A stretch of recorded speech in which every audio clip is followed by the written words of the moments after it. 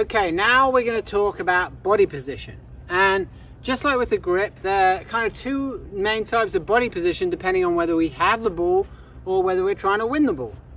Now, if we have the ball, the best way to think about our body position when we have the hockey ball is... Apologies, there's a little bit of a toilet theme going on in this episode. I'm going to make sure that doesn't bleed through to the rest of the channel. But, on a serious note, this is where we want to be. We want to have our knees bent and our back straight. Okay, this allows us to see the ball and a lot of the field at the same time.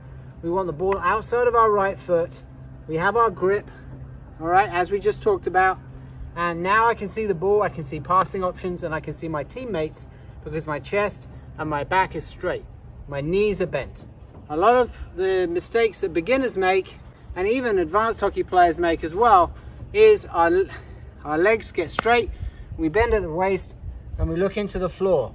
And that reduces all of our game options. So we've really got to make sure that we're nice and squatted, our bent knees straight back. This is how we want to play hockey. And lastly, we're going to talk about our body position when we don't have the ball, when we want to try and win it.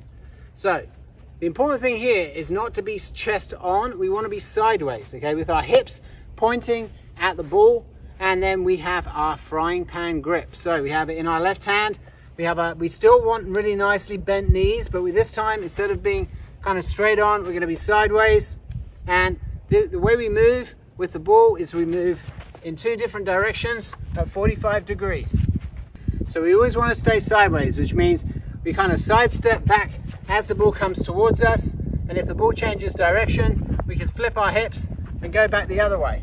The ball's coming down your left side, then you switch to the hips, and you're going to be open like this, but going back sideways. If the ball comes down your right, then you flip this way, okay, sideways again. So that's the key to defending without the ball, is to always be sideways instead of front on. We do some zigzag runs back and forth to get our body and our hips used to this kind of strange movement. First off, we can take a couple of steps diagonally back to our right, then we switch our hips, and then we take a few steps back to our left. Switch again, and we come forward the same way.